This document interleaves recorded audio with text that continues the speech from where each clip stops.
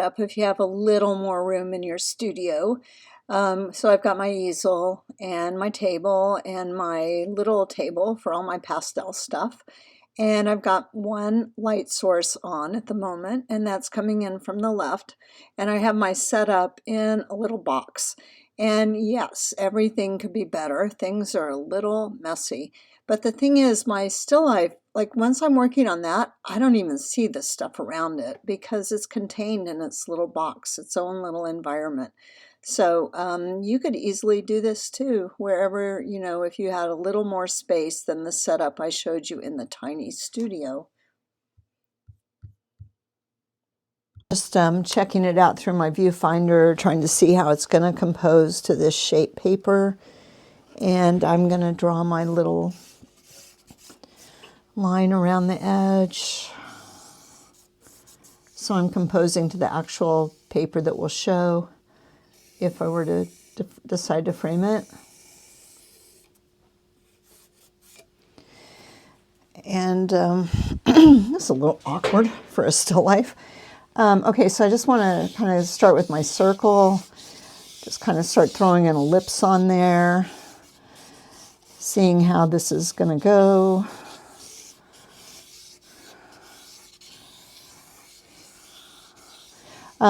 Okay, so when you're drawing a plate and it's got stuff in it, you can't draw the plate and then put the stuff in. It's just way, way too hard. So already I see how much of a mistake I've made back here and stuff. So you want to kind of do it together. So draw the plate and the stuff in the plate or the bowl at the same time, because then you can use the stuff that's in the bowl, like the onion here, to help you see what the shape is around it. So I think this is a good example of a really good place to use negative shapes.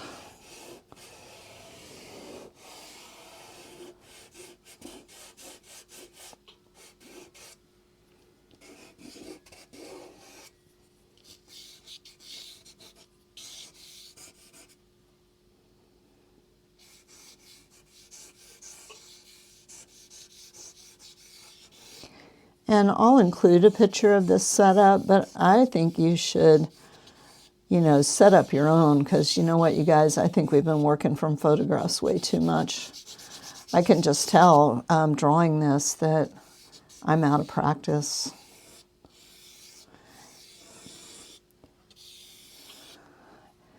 And the thing about a photograph is it's already composed for you, and here I'm having to work a lot harder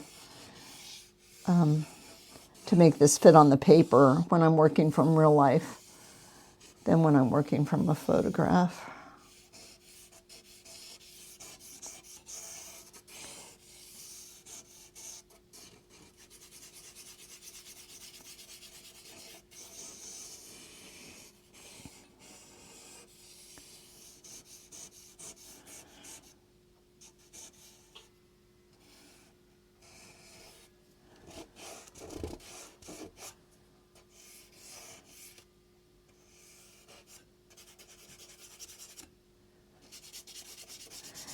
And when I'm doing a still life, I definitely put in all these shadows. Shadows are like objects in your composition, honestly.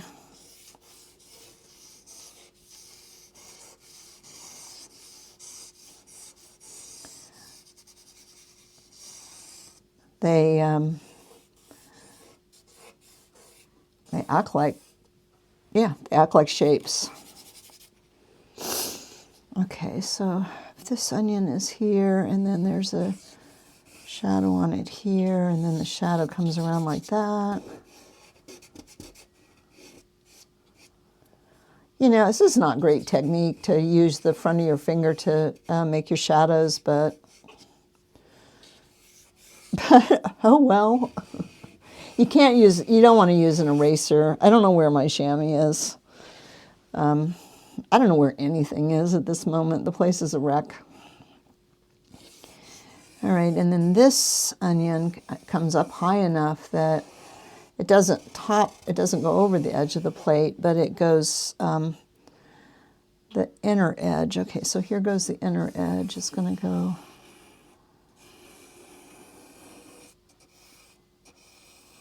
the inner edge of the lip. And so I'm looking at this shape right in there, trying to get that right. Also, I'm very close to my still life, so I need to be really careful not to move my head too much. Actually, if I sit up just a little more, I think it's a better, I like to be able to see the bottom of the plate down in there. But then I just have to remember that I'm sitting up.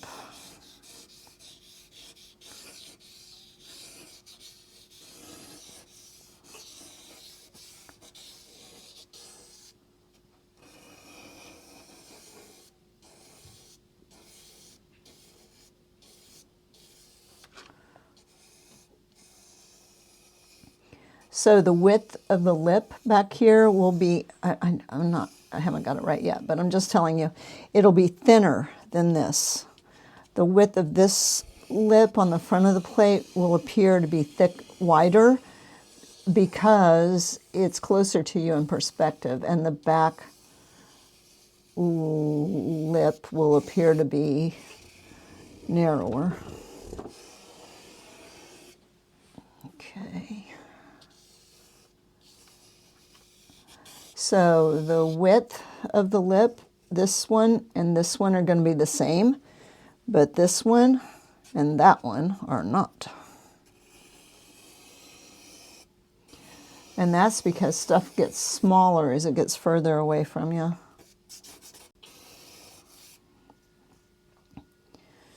All right, so I don't really know about the shapes, so let's just keep going back to these onions here. Oh yeah, and I said this onion is supposed to be taller, that lip. So I need to lower that lip, I guess. And so you can see it takes a lot longer to draw something from real life than it does from a photograph.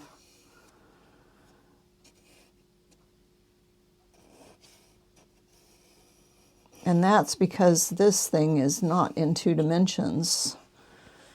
It's 3-dimensional, and I'm having to try to put it into a 2-dimensional space.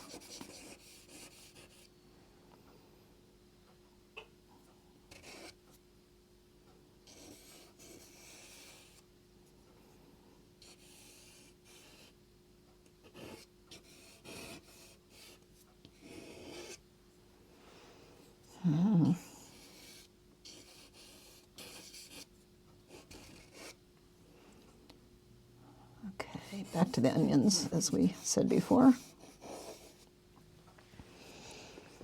All right, and this onion shadow is something like that. Shadow on the onion. And shadows on things tend to be a little lighter than the cast shadows, so I do see that, and I am showing that in my drawing.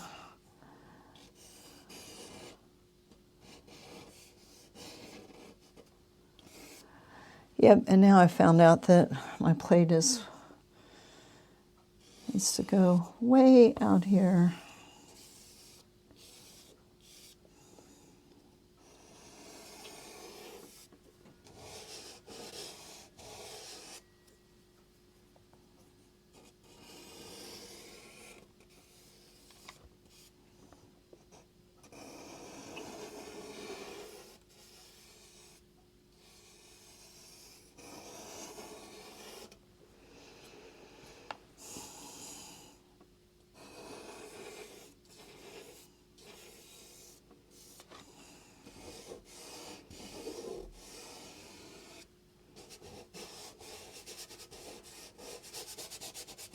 And I really don't mind making a bunch of drawing mistakes, because I feel like the more charcoal I kind of get going on here, the more it starts to look like how it's going to look as a painting. And this kind of drawing, it's a drawing like paint. It's a painterly drawing. it's not a drawing about outlines. It's more just trying to see, it's a drawing to give you an idea of how this would look if you were going to paint it. So, let's see if this will do it. Yeah, that's sort of helpful.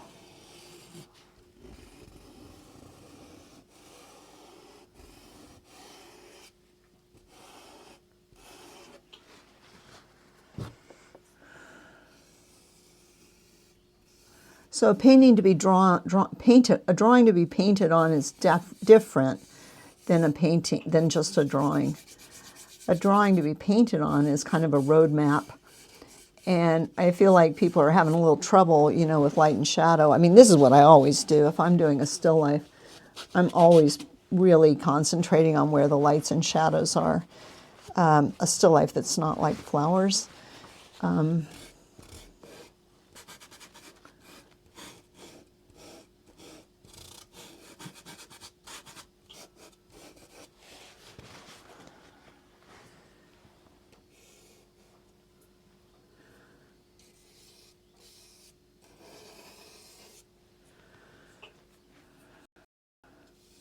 Of course, at some point I just get sick of it. But there's also, you know, the other thing I always did with still lifes, I always measured. And I checked my drawing, and oh, that reminds me. I have got to go buy some dowel sticks. Cause anyway, yeah, so I always check my... So I am just going to check one thing. I want to compare the width of the bowl to its overall length. 1, 2. So I find the bowl is maybe 2 and just less than 1/4 times as long as it is wide. So on my drawing, I put my brush right there and I mark the width. And then my bowl would be out to about here. And that was 1 was right to the edge of that onion, so that's very helpful. 2 was right to the edge of the rim, so that's good. And then I just need to confirm where the rim is going to be.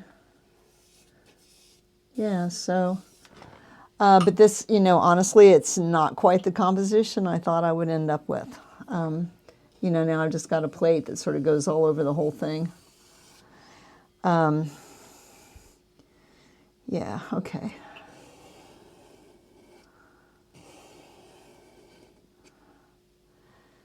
And I just need to...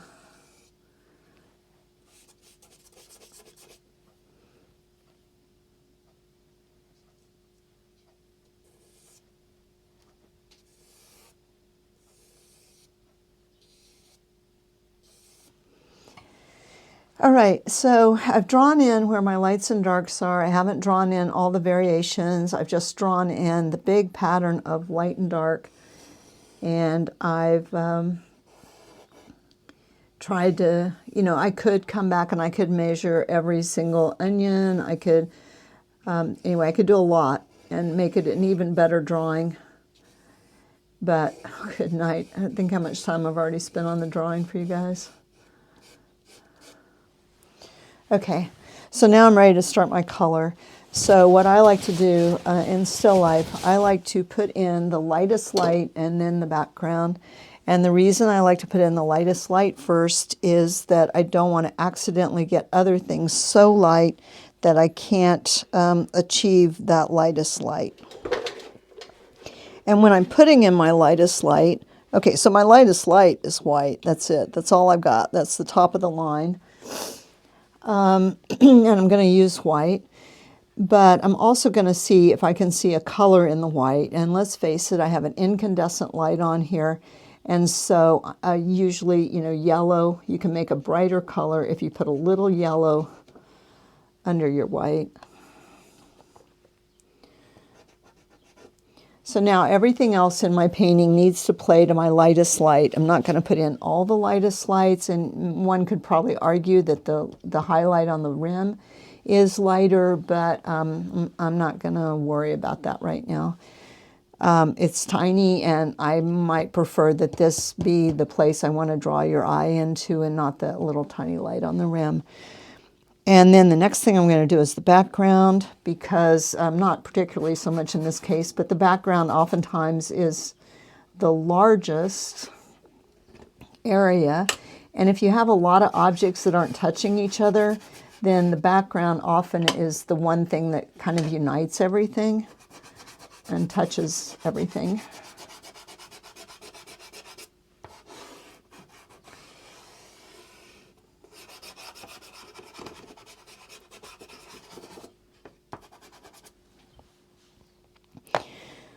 And then I'll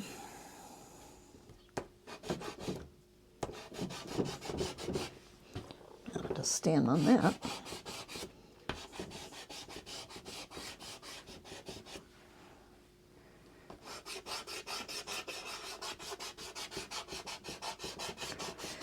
So I have all my lights off that I normally use for filming, so we'll see how this goes.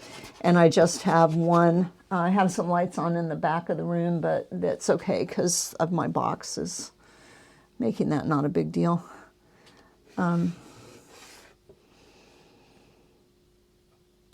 But I really want to have just one really strong light source so that I can really see the light and dark on my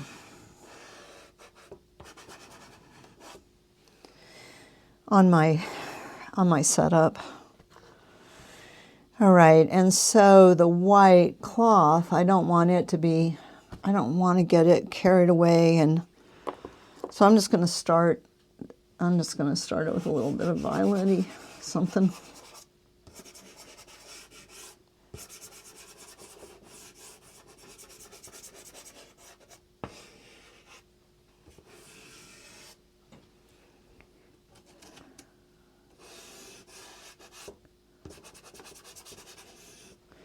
And then I'm going to start the shadow with a blue, the shadow on the cloth.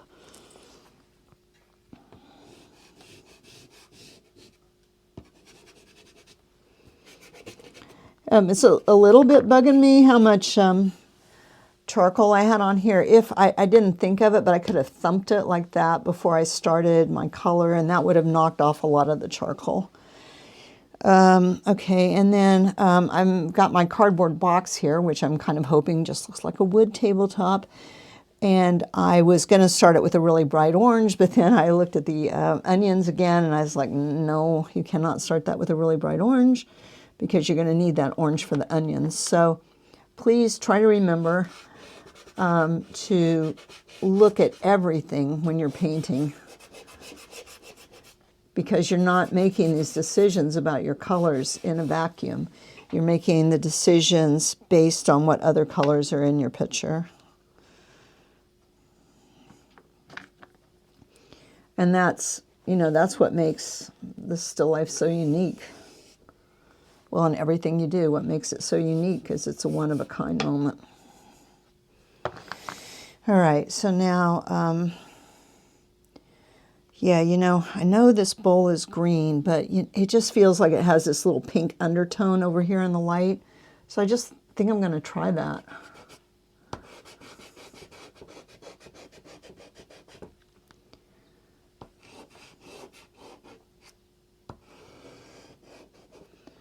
This is that Celadon green, and it's a really hard color to get. It's hard to make in pottery, and it's hard to paint it too.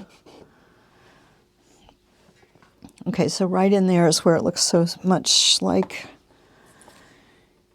and then I think the rim doesn't, except I don't want to use that because that's some sort of soft pastel that I'd like to see if I could find that color, but not in such a soft pastel.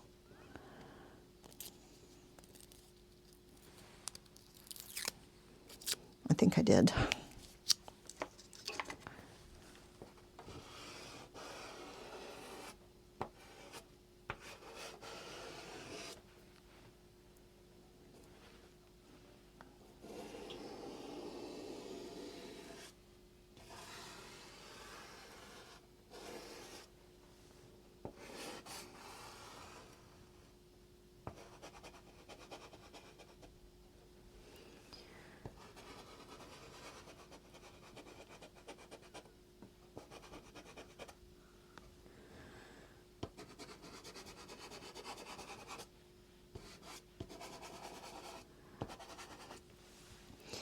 Okay, and then I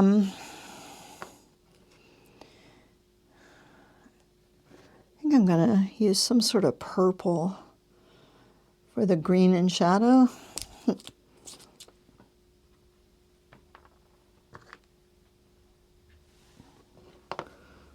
I can find one.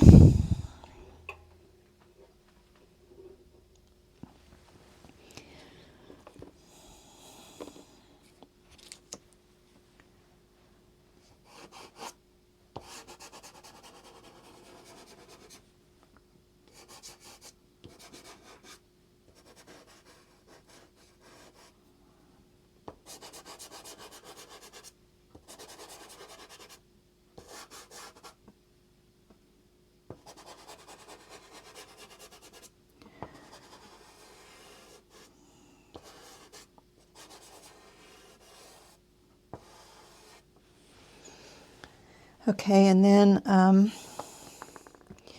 I don't really, this is kind of in the light, but it's not like this. So I think I do need a third color for here. Something not as dark as my shadows, but also not as light as my light. Let's see what you are. No, too dark, but that'd be good in my shadow. I think I'm going to get me a piece of that right now.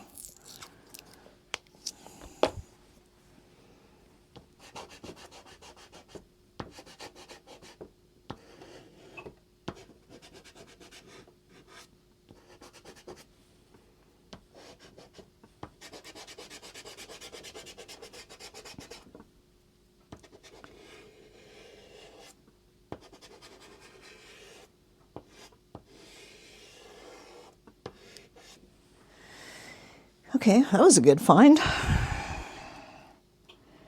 All right, so I need something, still needing something for that.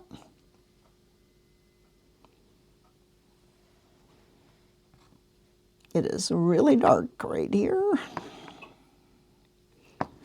So I have my pastels between me and my still life. I'll take a picture of the whole setup when I get done with this, but and that way my pastels are in the same exact lighting as my setup. And so since I'm right-handed, I've got my light over my left shoulder so that it's not, my hand isn't casting a shadow into my setup. But if I was left-handed, I would have the light over my right shadow. So I would just basically reverse the spot of me. Well, just reverse the triangle so all of it was on my right instead of all of it on my left. Okay, so onions. So onions are something, they're tricky because what makes them so oniony is that the light kind of goes down through them and goes through those upper layers and makes them have a different thing than, say, like an apple, where the light just reflects right off the surface. So, and I'm just saying that to say this is, you want to be kind of keep squinting. When you're not squinting at something like an onion or metal, or pearls is another thing that are the same way. When you're not squinting at it, the highlight overcomes the light area, and you'll see it too bright, and then you can't make the highlights because you haven't made your overall thing dark enough. So you want to keep squinting. So this one, I kind of thought pink for the light, red for the shadow. This one, there's going to be three things. There's the orange where the skin is. There's here, which is really green, I think.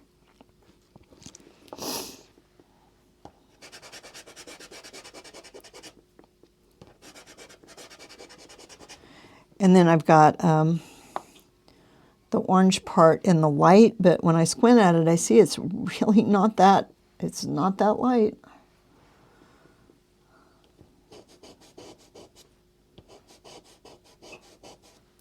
So that's going to be my light there. And then over here, well, I don't even know. I can't really use, well, think it looks green.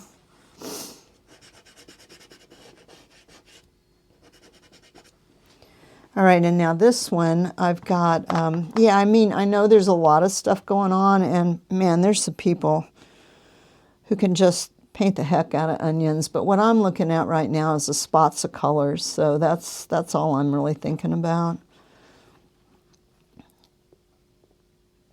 All right, and so I put this for over here.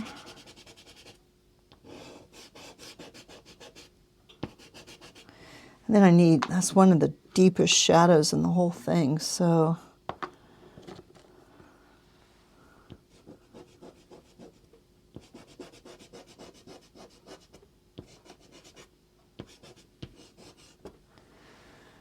Okay, and then,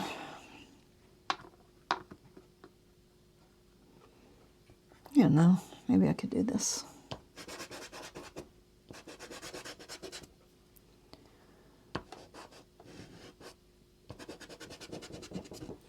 Okay, so now I have got basically, really literally just one color in each area. So now what I'm going to do is I'm going to come back and I'm going to, so now I've got everything divided into light and dark. And then the next thing I could do is I could do what I would call a second lay-in, where I try to make each of these big areas better, which is what I think I'll do, before I divide it up into more color changes. So like here, this is too pink, so I'm going to add some of that orange to it. This isn't really quite dark enough. I'm going to add, I guess, some purple.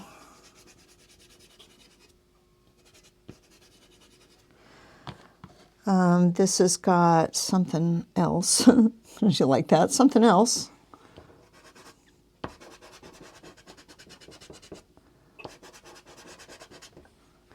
I think I need to add some purple to that shadow too, but not that same purple.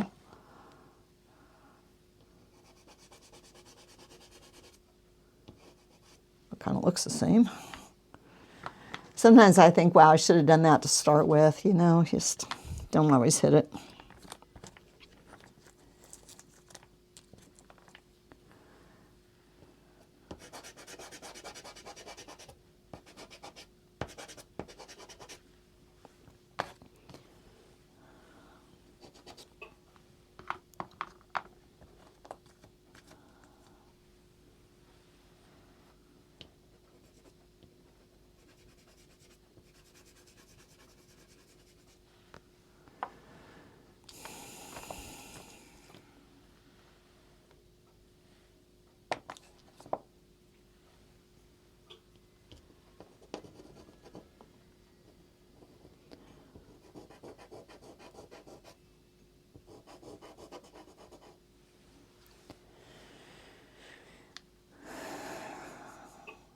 Okay, so hopefully I made each of those areas better that I worked on. So this is too dark, maybe just a tiny bit. So let's just see what would happen.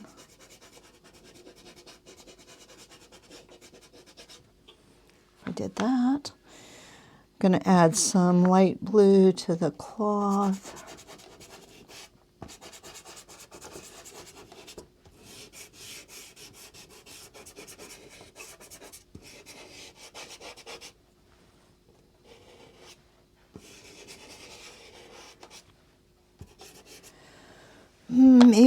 Maybe olive greenish sort of something on this brown here.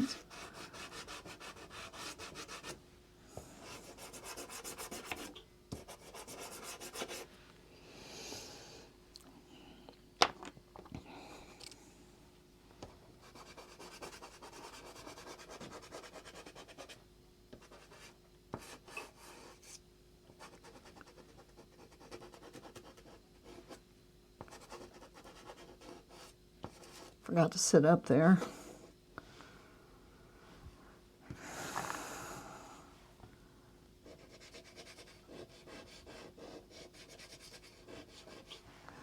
Gonna have to do some redrawing too.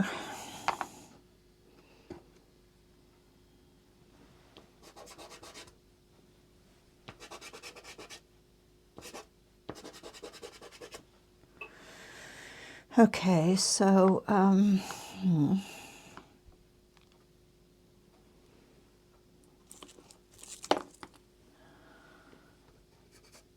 no, way too dark.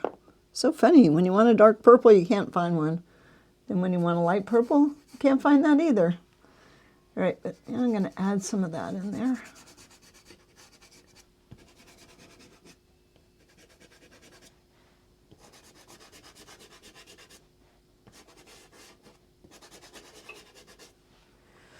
All right, so I need something for this. I think I'll try to make the rim.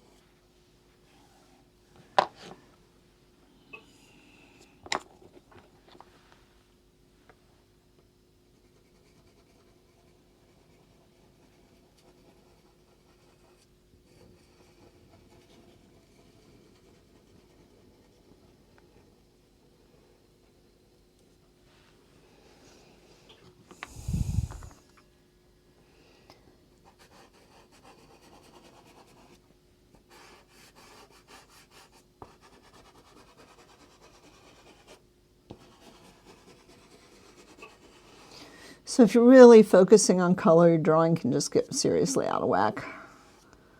So I'm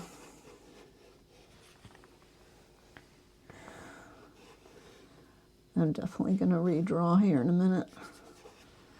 If your drawing's not right, your little color spots don't have a correct place to go, and that can make life difficult.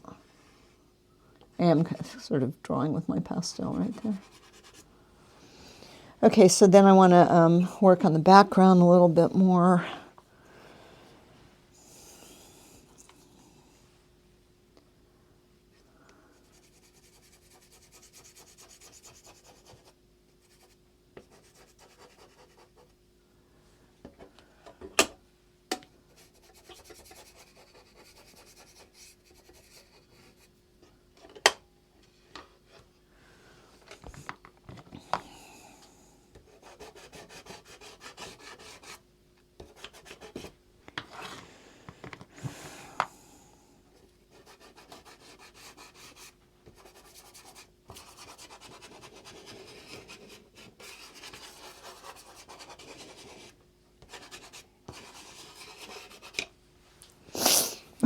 Boy.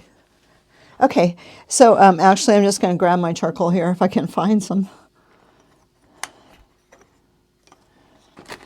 Have to go back to the box. Good, I got a little meatier piece here, so I might have to redraw this actually off camera so I can actually, but I could do, yeah, okay, I'm just going to work on the color a little longer, and then I'll stop filming and I'll redraw where I can be right in front of it, because I don't think I can do the, yeah, I don't think I can do the plate here from an angle and get it right, because it's pretty bad. Okay, so now what I could say is, like, these, I started adding varieties of, you know, I have quite a few things going on the plate. So I could come back now to the onions and look for the light, half light and shadow that'll start to make things look round. So, no. No. No, no, no. And no. No. I guess I'm being a little nervous about getting too light, but I shouldn't be. I should just not worry. I'm going to spray it in a minute.